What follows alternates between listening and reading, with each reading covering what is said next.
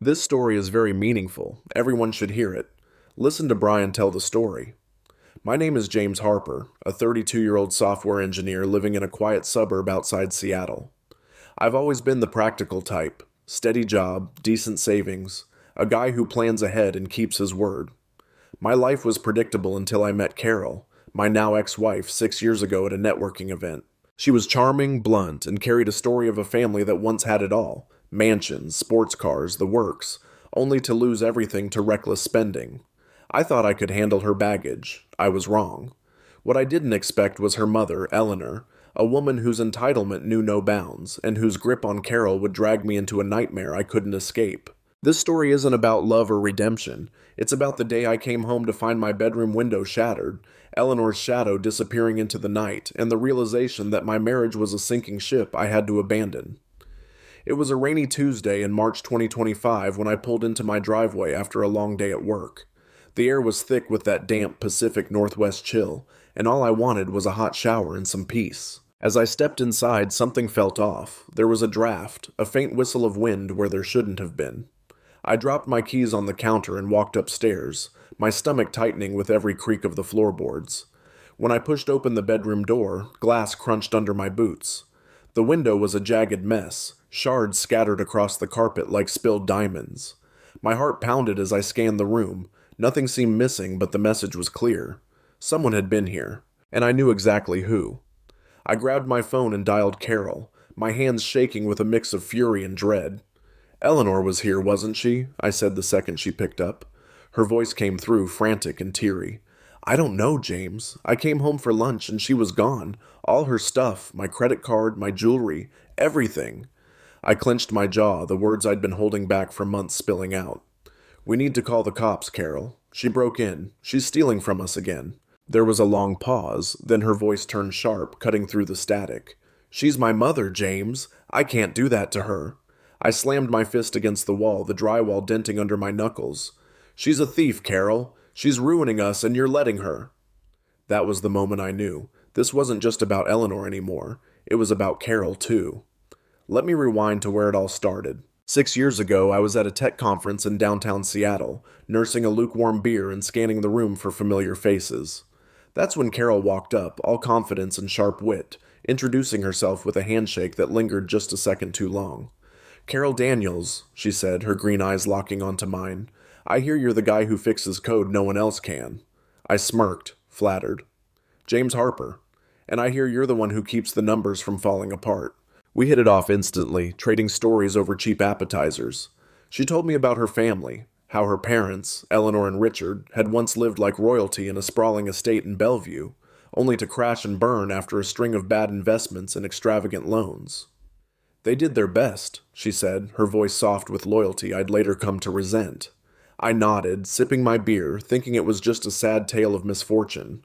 I had no idea it was a warning. My own upbringing was the opposite. My parents, John and Mary Harper, were blue-collar through and through. Dad spent 30 years fixing cars in a greasy garage in Tacoma, his hands perpetually stained with oil. Mom baked donuts at a little shop down the street, her apron dusted with flour and a smile always on her face. We weren't rich, but we weren't poor either. Just a modest family in a modest neighborhood. They worked hard, saved every penny, and never once made me feel like I owed them anything. When I graduated college and landed a solid job, I saved up to buy them a small house, a cozy 2-bedroom in a quiet corner of Puyallup. The day I handed them the keys, Dad's eyes welled up, and he tried to push them back into my hands. "This is too much, son," he said, his voice rough. Mom just hugged me, tears streaming down her cheeks. It was the proudest moment of my life. They never asked me for a dime after that, always insisting they'd take care of themselves. So you can imagine the shock when I met Carol's folks. The first time I met Eleanor was at a swanky restaurant Carol had picked for us to bond. I wore my best button-up, trying to make a good impression, but the second Eleanor walked in, I felt like prey. She was 55 with overdone makeup and a designer handbag that screamed money she didn't have. She sized me up like I was a car on a lot, her first words hitting me like a slap. "So are you rich?" No hello, no pleasantries, just a blunt, greedy question. I stumbled over my answer, my face heating up. I've got a steady job. I do okay." She raised an eyebrow, unimpressed, and I caught Carol shooting her a look. "Mom, stop," Carol muttered, but Eleanor just waved her off. Over dinner, she grilled me. How much was in my 401k? Did I own my house? What about life insurance? I kept my answers vague, my gut twisting with discomfort, but she didn't let up. By the time we left, I was sweating through my shirt, and Carol just shrugged it off. "She's just nosy," she said, squeezing my hand. "Don't take it personally." But I did. I couldn't shake the feeling that Eleanor saw me as a paycheck, not a person. Things got worse after that. Eleanor started calling me directly, her voice dripping with fake sweetness as she pried into my finances. "You've got no student loans, right?" she'd say, like it was casual chit-chat. "You must have some extra cash lying around." I'd deflect, keeping my tone polite but firm, trying not to let her see how much it rattled me.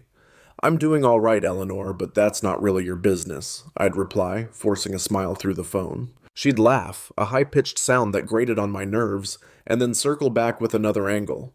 "Well, a man like you, stable job, no debt. Carol's lucky. You're not stingy, are you?" It was relentless, like a mosquito buzzing in my ear that I couldn't swat away. Every call left me tense, my shoulders hunched, dreading the next time her name would flash on my screen. One day, I was at home with Carol, sitting at the kitchen table with a cup of coffee, feeling good for once. I'd just paid off my student loans, a weight off my chest after years of grinding, and I mentioned it casually, proud of the milestone. "Finally free of that debt," I said, grinning at Carol. She smiled back, but before she could say anything, Eleanor, who'd been lingering in the living room pretending to flip through a magazine, perked up. Her head snapped toward me, and her eyes lit up like a slot machine hitting jackpot. "Oh, that's wonderful," she cooed, practically gliding over to the table, her floral perfume hitting me like a wave. "You should help Carol with her bills then. It's only fair, since you're doing so well." I froze, my coffee mug halfway to my mouth, the warmth of the moment draining away. My stomach twisted as I processed her words. We weren't even engaged yet, and here she was, treating me like her personal bank. "I'm not comfortable with that," I said, my voice tight, setting the mug down harder than I meant to. She huffed, crossing her arms, her painted nails tapping against her elbow. "Well, I was just suggesting," she said, her tone turning icy. Carol jumped in, her face flushing with embarrassment. "Mom, drop it," she said, but I could see the guilt flickering in her eyes, that familiar shadow that always appeared when Eleanor pushed too far. That was the first time I realized Carol wasn't just a victim. She was an enabler, caught in a web she couldn't, or wouldn't, escape. After that, Eleanor's demands became a regular thing, like a bill I couldn't stop paying. She'd call it odd hours, her voice shifting between pitiful and pushy. "I need $300 for a car repair," she'd whine one day, then $500 for a medical bill the next. I'd ask questions, what repair, what bill, but she'd dodge, spinning vague sob stories about her struggles. "You don't know how hard it's been since we lost everything," she'd say, her voice trembling just enough to sound convincing. I'd hang up, my jaw clenched, feeling like I'd been wrung out. Carol would listen to me vent, nodding sympathetically, but if I dared criticize Eleanor, her face would harden. "She's my mom, James. You don't get it. She's had a tough life." I'd bite my tongue, frustration simmering under my skin, wondering why Carol couldn't see what was right in front of her. I needed an outlet, so I turned to Mike, my best friend since our days at Washington State. He's a lawyer now, working downtown with a quick wit and a no-bullshit attitude I've always relied on. We met up at O'Leary's, a dimly lit bar with sticky tables and the hum of a jukebox in the corner. I slid into the booth across from him, my shoulders slumped, and unloaded everything. "She's like a vulture, Mike," I said, swirling the foam in my beer. "Every time I turn around, she's asking for something. Money, favors, anything she can get her hands on." Mike leaned back, his dark eyes narrowing as he listened. "Sounds like you've got a leech for a mother-in-law," he said, smirking. "You need to cut her off, man, or she'll suck you dry. What's Carol doing about it?" I sighed, running a hand through my hair. "Nothing. She defends her. Says I don't understand their family." Mike shook his head, taking a long sip of his beer. "That's a red flag, James. Carol's either blind or in on it. You're walking a tightrope here." His words hit me hard, a cold splash of reality I didn't want to face. I stared at the table, tracing the rings of condensation with my finger, feeling the weight of his warning settle in my chest. Things escalated when I started noticing Eleanor's influence creeping into our daily life. One Saturday, I came home from a run, my sneakers pounding the pavement, the cool March air burning my lungs. I turned into our driveway and stopped dead in my tracks, my breath still ragged, sweat dripping down my forehead and stinging my eyes. A delivery truck sat there, its engine idling with a low growl, and two burly guys in coveralls were wrestling a massive stainless steel refrigerator out of the back. Its chrome finish gleamed in the late morning sun, a gaudy monument to excess I hadn't signed up for. "What's this?" I asked, my voice sharp as I wiped my brow with the back of my hand. Carol was standing on the porch, her arms crossed, a sheepish look on her face that didn't quite reach her eyes. "Mom needed it," she said, avoiding my gaze, her words clipped. "It's for her condo. She called me yesterday, said theirs broke, and she needed a new one." I stared at her, my pulse quickening, a hot flush of anger climbing up my neck. "We didn't agree to this, Carol. I didn't agree to this." She shifted her weight, her lips pressing into a thin line, her green eyes flickering with defiance. "She's my mom, James. She needed it, and I couldn't say no." I clenched my fists, the damp fabric of my shirt sticking to my skin, and turned away, storming inside. The door slammed behind me, the bang echoing through the house, but it didn't drown out the hum of the truck's engine or the bitter taste of defeat in my mouth. Eleanor had won again, and Carol had handed her the victory without a second thought. I stood in the kitchen, my hands gripping the edge of the counter, staring at the tiles until my vision blurred. My chest heaved, each breath a struggle against the rage boiling inside me. How could Carol just decide this without me? We were supposed to be a team, but every time Eleanor snapped her fingers, Carol jumped and I was left footing the bill, literally. I heard the front door creak open, Carol's footsteps soft but deliberate as she followed me in. "James, don't make this a thing," she said, her voice low, almost pleading. I spun around, my eyes locking onto hers.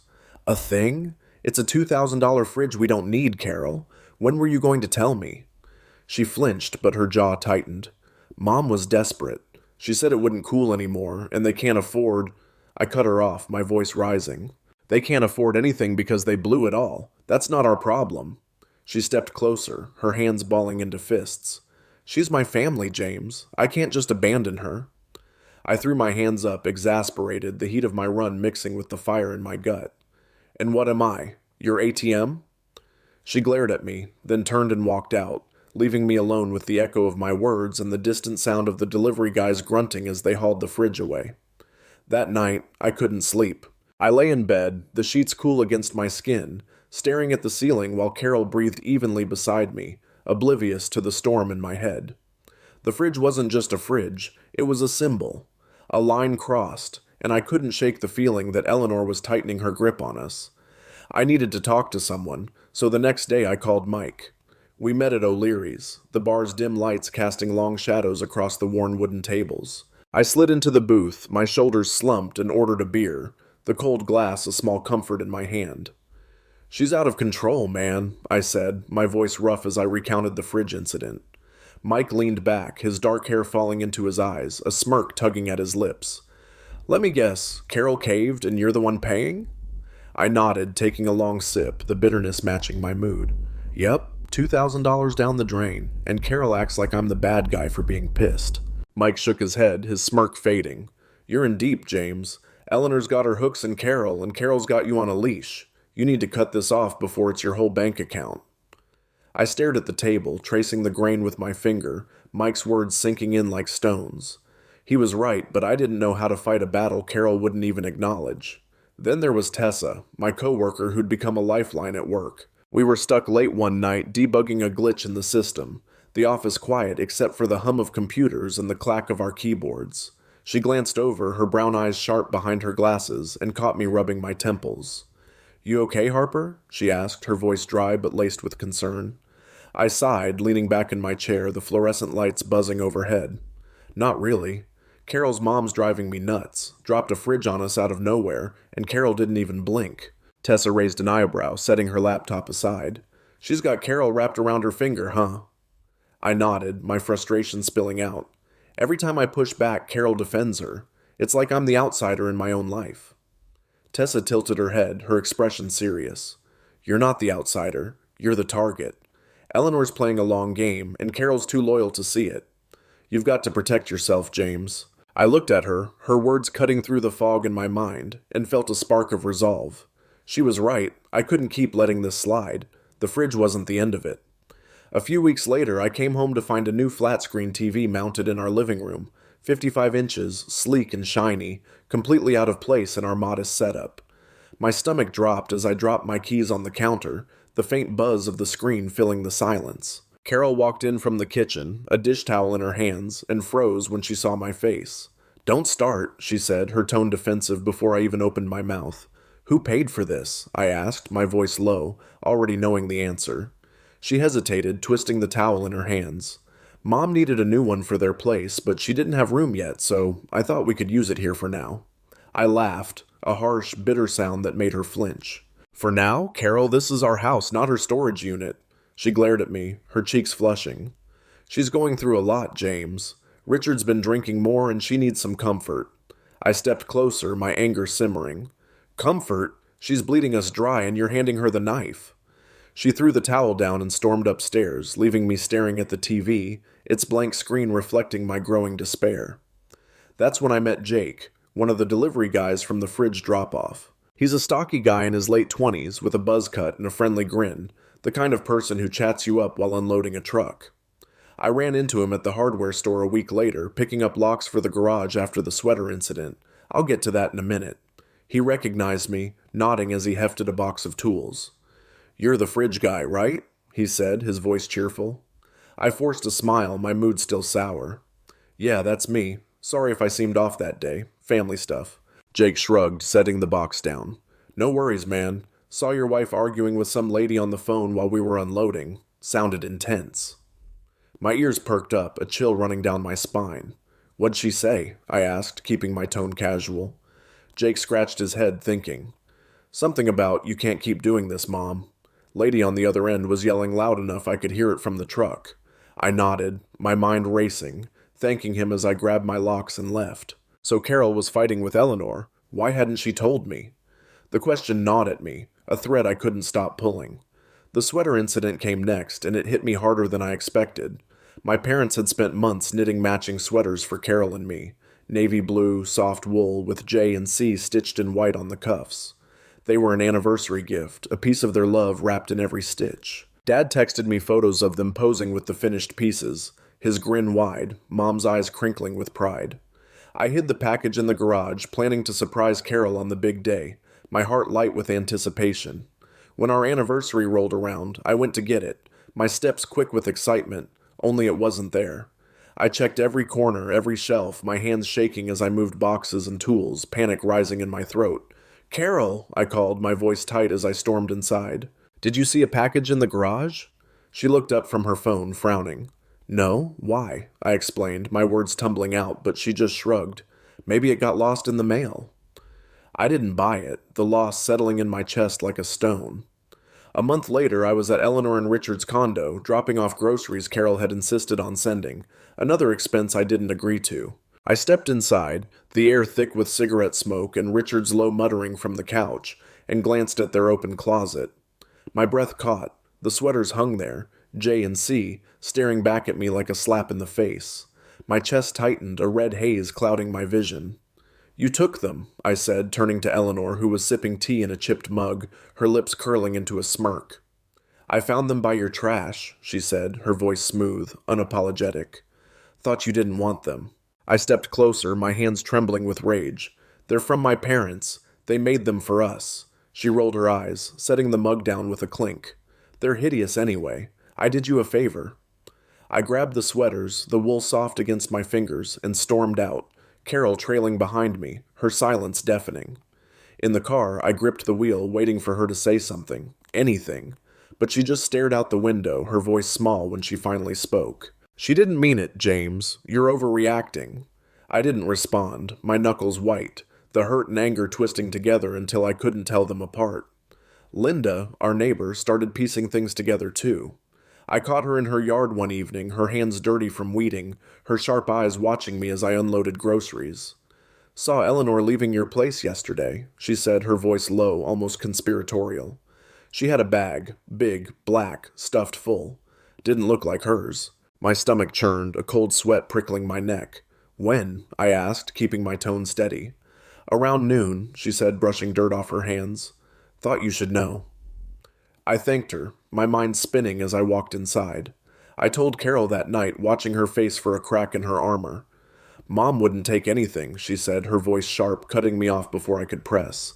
You're paranoid, James. I dropped it, but the doubt grew, a shadow I couldn't shake. Then there was Maria, Carol's coworker and old college friend, who I met at a barbecue we hosted a few weeks later. She's a petite woman in her late 20s with a warm smile and a habit of talking with her hands. We were by the grill, the smell of burgers filling the air, when she pulled me aside, her voice low. Carol's been stressed lately, she said, glancing at Carol chatting with guests. She told me her mom's been asking for money again, big amounts. She didn't want you to know. My gut twisted, the spatula in my hand suddenly heavy. How much? I asked, my throat dry. Maria hesitated, her eyes darting away. Thousands, I think. She's been covering shifts to make up for it. I nodded, forcing a smile as I flipped a burger, the sizzle masking the storm in my head. Carol was hiding things, big things, and the realization hit me like a freight train. Richard's death came out of nowhere, a brutal twist that upended everything. It was a Tuesday night, the rain pounding the roof when Carol got the call. She dropped the phone, her hands shaking, and I rushed to her side, my heart pounding. He's gone, she whispered, her voice breaking. Dad's dead. They found him in an alley near their condo, his body slumped against a dumpster, the coroner ruling it heart failure from years of drinking. Carol collapsed into me, her sobs racking her body, and I held her, my shirt soaking with her tears. Eleanor wailed at the funeral, her black dress pristine, her tears loud and performative, but I saw the flicker in her eyes, relief maybe, or calculation. Then the debts rolled in, $50,000 owed to loan sharks Richard had borrowed from, guys with rough voices and no patience. Eleanor sold their stuff, TV, couch, even Richard's old watch, but it barely dented the total. The threats started, voicemails promising violence if she didn't pay up, and Carol begged me to let her move in. She's got nowhere else, she said, her eyes red, her voice raw. Please, James. I hesitated, every instinct screaming no, but her desperation wore me down. Okay, I said, my voice hollow. But she follows our rules. Carol nodded, clinging to me, and I prayed I hadn't just made the biggest mistake of my life. Eleanor moved in the next week, her suitcases thudding against the hardwood floor of our entryway, each bang reverberating through the house like a warning shot. Her presence filled the space like a storm cloud, heavy and oppressive, shifting the air in a way I couldn't ignore. I'd hoped, foolishly, that having her under our roof might force some boundaries, that she'd see we weren't her personal piggy bank.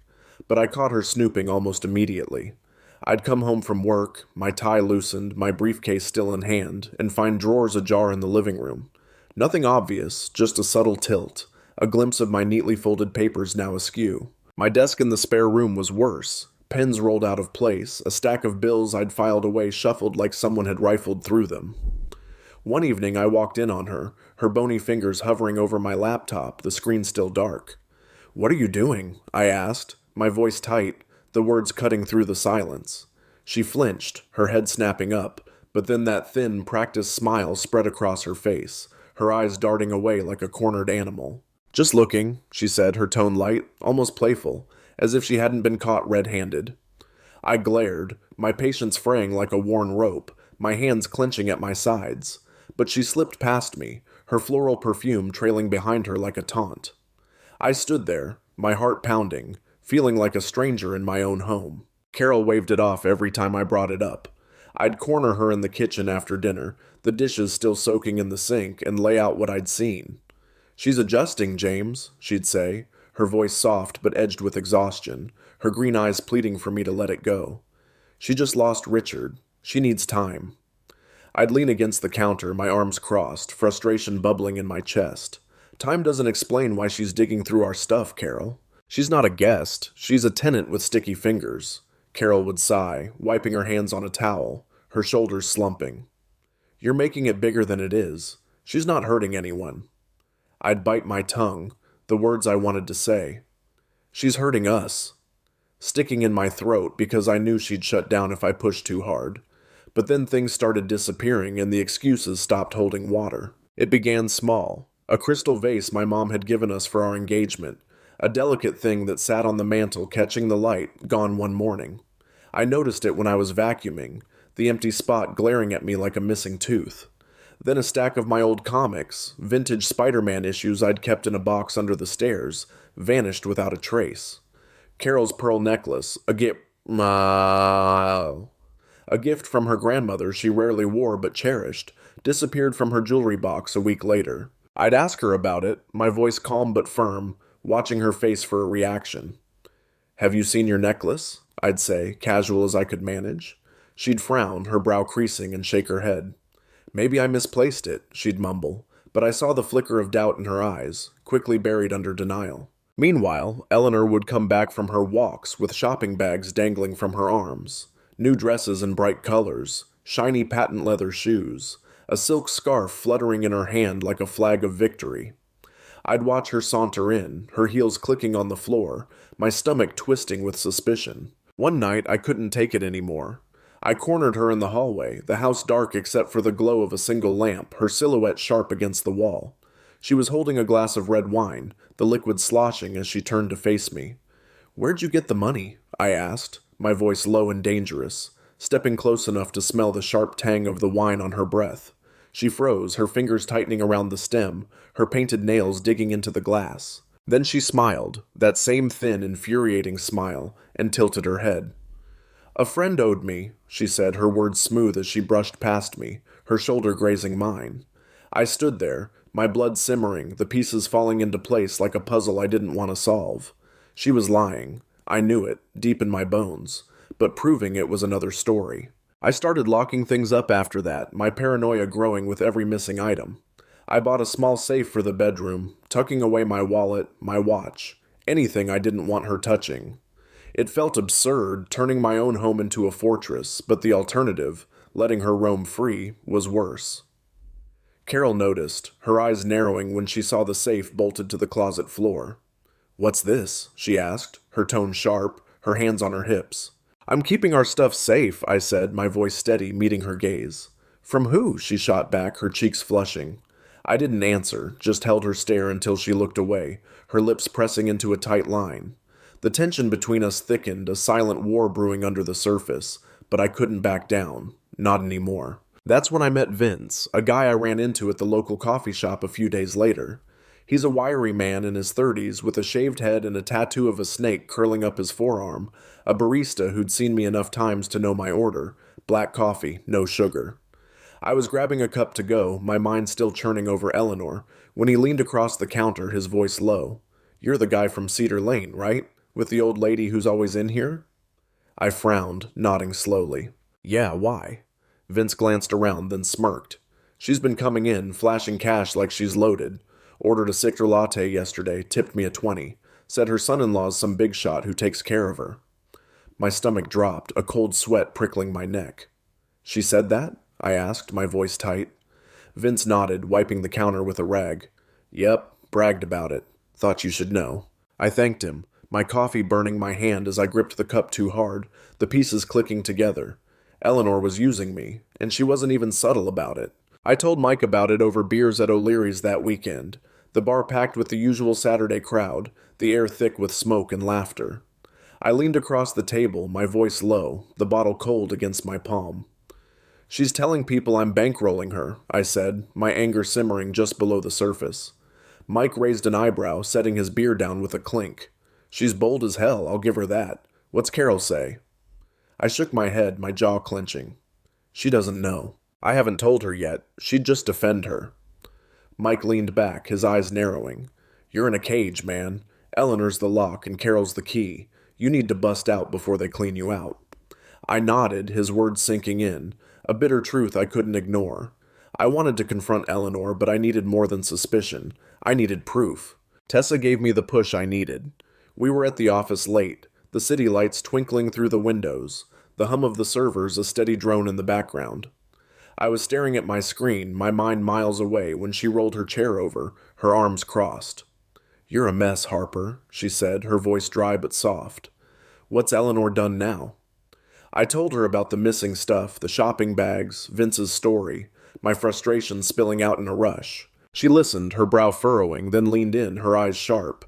"She's a thief, James, and Carol's letting her run the show. You've got to stop playing nice, get evidence, or she'll take everything." I nodded, her words lighting a fire in me, a resolve hardening in my chest. I'm working on it, I said, my voice firm. She smirked, rolling back to her desk. Good, don't let her win. Then there was Sarah, Carol's younger cousin, who showed up unexpectedly one afternoon. She's 24, a grad student with a nervous energy, her dark hair pulled into a messy bun. She knocked on our door, her backpack slung over one shoulder, her eyes darting around like she was afraid of being seen. I need to talk to Carol, she said, her voice shaky as I let her in. Eleanor was out, thank God, and Carol was in the kitchen, chopping vegetables for dinner. Sarah sat at the table, twisting her hands, and I lingered nearby, pretending to check my phone. Aunt Eleanor's been calling me, Sarah said, her words tumbling out. She's asking for money, said you guys can't help her anymore, and I owe her because she paid for my prom dress years ago. Carol froze, the knife hovering over a carrot, her face paling. She said that? She asked, her voice barely audible. Sarah nodded, tears welling up. I don't have anything to give her, Carol. I'm barely scraping by. I watched Carol's expression shift. Shock, then anger, then that familiar wall of denial snapping back into place. I'll talk to her, Carol said, setting the knife down, her tone clipped. Sarah left, and I waited, my heart pounding, hoping this might finally break through. But when I asked Carol about it later, she shrugged. Sarah's exaggerating. Mom wouldn't do that. I stared at her, disbelief washing over me, the hope fading as fast as it had come. I called Riley the next morning, my hands trembling as I gripped the phone. We met at a diner off the highway, the rain drumming the roof, the smell of fried eggs and coffee thick in the air. I slid him Eleanor's photo across the sticky table, my voice steady despite the storm in my chest. Follow her, I said, my eyes locked on his. I need to know what she's doing with our stuff. Riley took the photo, his scarred fingers brushing the edge, and nodded. Give me a week, he said, his voice gravelly, pocketing the picture with a flick of his wrist. 7 days later, he met me at a park, the wind rustling the trees, and handed me a thin folder, a cigarette dangling from his lips. She's selling your shit, he said, exhaling a plume of smoke. Pawn shops, back alley deals. And she's meeting Vinny Cortez, one of Richard's loan sharks. She's paying off his debts with your things. My stomach dropped, a cold sweat breaking out on my neck, my hands shaking as I opened the folder. Photos of Eleanor haggling with a pawnbroker, handing over Carol's necklace, meeting a hulking guy in a leather jacket under a streetlight. She's dragging us into this? I asked, my voice hoarse. Riley nodded, his eyes hard. Yep, you're in the crosshairs now, Harper. That night, I sat on the couch, the folder hidden under a cushion, my mind racing like a runaway train. Carol was upstairs, humming softly as she brushed her hair, the sound drifting down like a cruel mockery of the chaos churning inside me. The photos Riley had given me burned in my memory. Eleanor haggling with a pawnbroker, her hands clutching Carol's pearl necklace, her silhouette meeting Vinny under that flickering streetlight. My hands clenched into fists, the fabric of the cushion digging into my palms, and I knew I couldn't keep this buried. I had to show Carol, had to make her see, even if it tore us apart. The stairs creaked under my weight as I climbed them, the folder tucked under my arm, my heart pounding like a drum in my chest. She was sitting at her vanity, her back to me, her reflection calm in the mirror until she saw my face. What's wrong? She asked, her brush pausing mid-stroke, her voice tinged with wariness. I didn't answer, just opened the folder and spread the photos across the vanity, the glossy images stark against the wood. She's stealing from us, Carol, I said, my voice raw, shaking with the weight of it. Selling our stuff to pay off Richard's mess. Look at this, she's meeting loan sharks. Carol's eyes flicked over the pictures, her face paling, her hands trembling as she picked one up. Eleanor handing over the necklace, her smirk caught in sharp focus. For a moment I thought I saw it, recognition, maybe even anger, but then her expression hardened, her jaw tightening. She's desperate, James, she said, her voice low, almost a whisper, as she dropped the photo back onto the pile. You don't understand what she's been through, losing everything now, Richard. She's not thinking straight. I stared at her, my chest caving in, disbelief washing over me like ice water. Not thinking straight. She's robbing us blind, Carol, and you're still making excuses? My voice cracked, rising with every word, and she flinched, her eyes flashing with tears. She's my mother, she shouted, standing up, the brush clattering to the floor. I can't just turn my back on her like you want me to. I stepped closer, the folder crumpling in my grip. And what about us? She's ruining us, and you're letting her. Her tears spilled over, streaking her cheeks, and she turned away, her shoulders shaking. "You don't get it," she whispered, and I couldn't take it anymore. I walked out, the rain soaking my shirt as I stumbled into the night, my boots splashing through puddles, my mind a tangle of fury and despair. I didn't hear Eleanor behind the door, her ear pressed to the wood, her breath shallow as she caught every word. She slipped back to her room, her mind spinning, her fingers twitching with a plan. The next morning, Carol was quiet, her eyes red-rimmed as she sipped her coffee, avoiding my gaze across the kitchen table. I wanted to push, to demand she choose, me or Eleanor, but the words stuck in my throat, heavy and useless. Then Carol's phone buzzed, and she glanced at it, her face tightening. "I need to run to the office," she said, her voice flat, grabbing her keys. "I'll be back in an hour." I nodded, my jaw clenched, watching her leave, the door clicking shut behind her. The house felt empty without her, but Eleanor's presence loomed, a shadow I couldn't escape. I was in the garage, tinkering with a shelf to keep my hands busy, when I heard the front door open and close again, too soon for Carol. My gut twisted, and I stepped inside, my boots quiet on the floor. Eleanor was gone, her coat, her purse, her suitcase, all missing from the hall. I checked the bedroom, my pulse racing, and found Carol's jewelry box open, empty except for a single earring. Her wallet sat on the dresser, her credit card gone. My hands shook as I dialed Carol, my voice tight when she picked up. "She's gone, Carol. Took your card, your jewelry, everything." Her gasp crackled through the line, followed by a choked sob. "What? No, she wouldn't—" I cut her off, my anger spilling over. "She did. We need to call the cops." There was a long pause, then her voice sharp and brittle. "I can't, James. I just can't." She hung up, and I slammed the phone down, my fist denting the dresser, the wood splintering under my knuckles. Eleanor didn't just disappear, she started haunting me. It began a week later when I was leaving work, the sky bruising purple with dusk. I stepped out of the office, my briefcase swinging in my hand, and saw her across the parking lot, leaning against a lamppost, her eyes locked on me.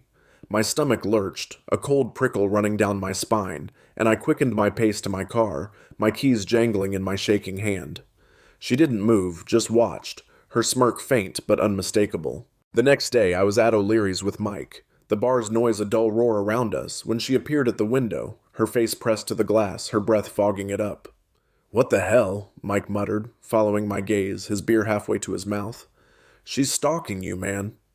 I nodded, my throat dry, my beer untouched as she lingered, then vanished into the night. I told Tessa at work the next day, my voice low over our coffee break, the office hum a distant buzz. "She's everywhere," I said, my hands wrapped around my mug, the heat doing nothing for the chill in my bones. Tessa frowned, her eyes narrowing. "She's escalating, James. You need to document this. Cops won't do shit without proof." I nodded, her words steadying me, and started snapping photos whenever I saw Eleanor, outside my car, near the house, a ghost in my peripheral vision. Then Vinny showed up, a hulking figure in a leather jacket, his shaved head gleaming under the streetlights. It was a Friday night, 2 weeks after Eleanor bolted, and I was walking home from the corner store, a bag of groceries in my arms. He stepped out from an alley, his boots scuffing the pavement, a cigarette dangling from his lips. "Harper, right?" he said, his voice a low growl, his eyes cold and unblinking. I froze, my heart slamming against my ribs, the bag crinkling in my grip. "Who's asking?" I said, my voice steady despite the fear clawing at me. He smirked, taking a drag, the smoke curling around his face. "Eleanor's been talking. Says you owe her. Big. I'm here to collect." My mind raced, Riley's photos flashing in my head, Vinny Cortez, Richard's loan shark. "I don't owe her anything," I said, stepping back, my eyes darting for an escape. He laughed, a harsh, grating sound, and tossed the cigarette to the ground, crushing it under his heel. "She says different. Gave me your address. Nice place. Be a shame if something happened to it." He turned and walked off, his shadow stretching long and menacing, leaving me standing there, my breath ragged, the groceries slipping from my hands. Sarah got caught in the mess the next day. I was home, pacing the living room, my phone buzzing with texts from Carol. "Mom's sorry, she wants to talk." When the doorbell rang, it was Sarah, her face pale, her hands twisting the strap of her backpack. "She called me," she said, her voice trembling as I let her in, the rain dripping from her hood. "Aunt Eleanor. She's at my apartment, James. She showed up with some guy, big, scary. They're demanding I give them money, saying you kicked her out and she's broke." My stomach dropped, Vinny's face flashing in my mind, my hands clenching. Did they hurt you? I asked, my voice tight. She shook her head, tears welling up. No, but they trashed my place, broke a lamp, took my laptop. I ran here. I pulled her inside, locking the door, my mind spinning. Stay here, I said, grabbing my phone to call Riley. We're ending this. Eleanor's harassment peaked that night. I was alone, Carol at work, Sarah asleep on the couch, when I heard the first pebble hit the window, a sharp ping against the glass. I looked out, my heart racing, and saw her in the yard, her figure lit by the porch light, a handful of stones in her hand. Another hit, then another, the sound echoing through the house. I grabbed my phone, recording through the blinds, my breath shallow as she glared up at me, her eyes wild. Then she picked up a rock, bigger, jagged, and hurled it. The bedroom window shattered, glass raining onto the carpet, the cold night air rushing in. I ducked, my pulse hammering, and dialed 911, my voice steady despite the chaos. Someone's breaking into my house. Cedar Lane, hurry. Eleanor bolted as the sirens wailed in the distance, her shadow disappearing into the dark, leaving me staring at the wreckage, my hands shaking with a mix of rage and relief. The cops arrived, their flashlights sweeping the yard, and I showed them the video, the folder, everything. That's her, I said, pointing at Eleanor's frozen smirk on my screen, my voice raw. She's been stalking me, stealing from us. They took my statement, their radios crackling, and tracked her down 2 hours later at a motel downtown, Vinny's bike parked outside. Carol called me, hysterical, as they cuffed her. You had her arrested? She screamed, her voice breaking through the line. She's my mom, James, I laughed, a bitter hollow sound, leaning against the wall, glass crunching under my boots. She deserves it, Carol. I'm done. She hung up and I sank to the floor, the weight of it all crashing down, my chest tight with the realization that this was the end, not just of Eleanor, but of us. The cops hauled Eleanor away that night, her wrists cuffed, her voice shrill as she shouted obscenities into the dark. I stood in the doorway, the cold March wind whipping through the broken window upstairs, watching the red and blue lights of the patrol car fade down Cedar Lane. My phone buzzed in my pocket, Carol again, but I let it go to voicemail, her sobs echoing faintly through the speaker as I turned it off. Sarah was still on the couch, her knees pulled to her chest, her eyes wide and glassy from the chaos. Is she gone? She whispered, her voice small, barely audible over the rustle of the wind. I nodded, my throat tight, sinking into the armchair across from her. For now, I said, my hands resting on my knees, still trembling from the adrenaline. You're safe here tonight. She gave a shaky nod, pulling a blanket tighter around herself, and I stared at the floor, glass shards glinting in the lamplight, my mind a storm of what came next. Carol came home an hour later, her keys jangling as she burst through the door, her face streaked with tears and fury. You called the cops on my mom? She shouted, her voice cracking, her coat dripping rain onto the floor. I stood up, my jaw clenched, meeting her glare head on. She broke our window, Carol. She's been stalking me, stealing from us, dragging loan sharks to our door. What was I supposed to do? She stepped closer, her hands shaking, her eyes wild. You could have talked to me. We could have handled it quietly. She's family, James. I laughed, a harsh, bitter sound that made her flinch, my anger spilling over like a dam breaking. Family? She's a parasite, and you've been feeding her our lives. I'm done handling it your way. Her mouth opened, then closed, her tears falling faster, and she sank onto the couch next to Sarah, burying her face in her hands. She's all I have left, she whispered, her voice muffled, broken. I looked at her, my chest aching with a mix of pity and exhaustion, and knew we'd crossed a line we couldn't uncross. Not anymore, I said, my voice low, final, and walked upstairs, leaving her there, the shattered window a gaping wound in the silence. The next morning I called Mike, my hands steady as I gripped the phone, the dawn light filtering through the blinds. I need a divorce lawyer, I said, no preamble, my voice flat. He didn't hesitate, his tone all business.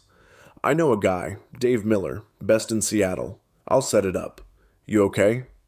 I glanced at the boarded-up window, the plywood Tessa had helped me nail up at midnight, her curses at Eleanor still ringing in my ears. I will be, I said, and hung up, my resolve hardening like steel. Carol was in the kitchen when I came down, her eyes red, a mug of coffee untouched in her hands. We need to talk, she said, her voice hoarse, but I shook my head, cutting her off. There's nothing left to say. I'm filing for divorce. Her face crumpled, her mug clattering to the counter, coffee spilling dark across the white tile. You can't mean that, she choked out, stepping toward me, her hands reaching. I stepped back, my heart pounding, but my decision made. I do. I'm done, Carol. Done with you, done with her.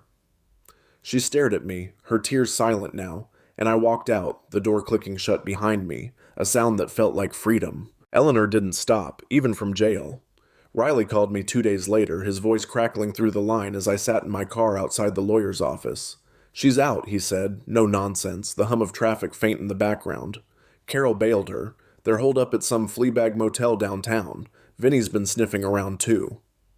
My stomach twisted, a cold sweat prickling my neck, but I nodded, gripping the steering wheel. She come near me again, I'm pressing charges, I said, my voice firm. She smashed my window, I've got the video. Riley grunted, a sound of approval. Smart, keep your eyes open, she's unhinged. I thanked him, my mind racing, and drove home, the locks I'd installed gleaming new on the door, the security cameras Tessa had helped me set up blinking red in the corners. I wasn't taking chances, not anymore. Carol tried to fight the divorce, her lawyer, a slick guy in a cheap suit, arguing for spousal support, claiming I'd abandoned her in her time of need. We sat across from each other in mediation, a sterile room with beige walls and a humming fluorescent light, her eyes avoiding mine as the lawyers talked. She's entitled to half, her guy said, tapping a pen on the table, his voice smug. My lawyer, Dave, leaned forward, his gray suit crisp, his voice calm but lethal. Prenup says otherwise. Signed and notarized, Mr. Harper keeps his assets. Carol's head snapped up, her face flushing, her voice trembling as she spoke for the first time. You made Mom feel unwelcome. That's why she took my stuff. You owe me for that. I stared at her, disbelief turning to a cold, hard clarity, my hand steady on the table. She stole from us, Carol. I owe you nothing. Dave slid the prenup across the table, its pages crisp and damning, and her lawyer's smirk faded, his pen stilling. She glared at me, her tears gone, replaced by a bitterness I hadn't seen before, and I felt nothing. No guilt, no regret, just relief. The final straw came a week later. I was at home, the house quiet, the new window gleaming where the old one had shattered when the doorbell rang. I checked the camera. Carol, her hair wild, her coat soaked from the rain, and Eleanor behind her, her smirk faint but there. My heart sank, my hand hovering over the lock, but I opened the door, keeping it chained, my voice cold. What do you want? Carol stepped forward, her eyes pleading, her voice shaking. We need money, James. The motel's kicking us out, and Vinny's back. Please, just this once. Eleanor chimed in, her tone sharp, cutting through the rain. You owe us. You turned your back on family. I laughed, a low, bitter sound, my hand tightening on the door. I don't owe you a damn thing. You broke my window, Eleanor. You're lucky I didn't sue. Carol's face crumpled, her hands wringing. But I shut the door, the chain rattling, their voices fading as I walked away, my pulse steady for the first time in months. The divorce finalized on a gray April morning, the courtroom sterile and quiet, the judge's gavel a sharp crack that echoed in my chest. Carol got nothing. The prenup held, her lawyer's arguments crumbling under its weight. I walked out, the air crisp, my breath fogging in front of me, and felt a weight lift, a lightness I hadn't known since Eleanor first stepped into my life. Riley called that afternoon, his voice gruff but tinged with satisfaction. Eleanor's in deeper shit. Vinny flipped on her to the cops. She's facing theft charges, maybe more if they tie her to Richard's deals. I nodded, leaning against my car, the metal cold against my back. Good, I said, my voice calm. Let her rot. Carol texted me later. You ruined us. But I deleted it, my finger steady, her words meaningless now. I told my parents everything that weekend, sitting at their kitchen table in Puyallup, the smell of Mom's fresh-baked bread warm in the air. Dad's hands tightened around his coffee mug, his brow furrowing, while Mom's eyes welled up, her hand reaching for mine. Why didn't you tell us sooner? She asked, her voice soft, trembling. I shrugged, my throat tight, the bread untouched on my plate. Didn't want to worry you. Thought I could handle it. Dad shook his head, his voice rough. You're our son. We'd have been there. I nodded, their support a balm on wounds I hadn't realized were still raw, and promised to keep them in the loop. They insisted I stay the night, and I did, sleeping in my old room, the quiet a stark contrast to the chaos I'd left behind. Now I'm alone in the house on Cedar Lane, the locks new, the cameras watchful, the silence a gift I've earned. Vince still nods at me from the coffee shop, his grin knowing, and Linda waves from her garden, her roses blooming despite the rain. Tessa checks in at work, her dry humor a steady anchor, and Mike buys me beers, his laughter a reminder I'm not alone. Sarah's back at school, her texts grateful but sparse, and I'm rebuilding piece by piece. Eleanor's trial looms, Carol's gone silent, and Vinny's a ghost in the wind. I stand on my porch some nights, a beer in hand, the stars sharp above, and breathe, free, finally, from the family that nearly broke me. The lesson's simple. Blood doesn't make family. Choice does. And I choose me. As I stood on my porch that night, the cool April breeze brushing against my face, the beer in my hand sweating against my palm, I couldn't help but think about everything that had led me here. The stars above were sharp and bright, a quiet contrast to the mess I'd clawed my way out of. Eleanor's relentless greed, Carol's blind loyalty, the shattered window and the shattered marriage. It wasn't just about them, though. It was about me, about how long I'd let myself bend before I finally broke free. Looking back, I see it clear as day. I'd been so caught up in loving Carol, in trying to build something with her, that I ignored the warning signs. Eleanor's prying questions, the missing sweaters, the fridge I never agreed to. I thought I could fix it, that if I just held on tight enough, Carol would see the truth. But you can't fix what someone else won't face, and you can't save a sinking ship when the captain's drilling holes in the hull. The lesson hit me hard, carved into me through every fight, every theft, every excuse Carol made. Family isn't about blood, it's about trust, about who stands with you, not who drags you down. Eleanor wasn't family, she was a leech, and Carol chose her over us, over me, every damn time. I spent years trying to be the good guy, the patient husband, but patience doesn't mean letting people walk all over you. It took a smashed window, a loan shark in my face, and a divorce to teach me that. I'm not proud it took so long, but I'm damn glad I learned it. Now I choose who gets a seat at my table. My parents with their quiet strength, Mike with his brutal honesty, Tessa with her sharp clarity.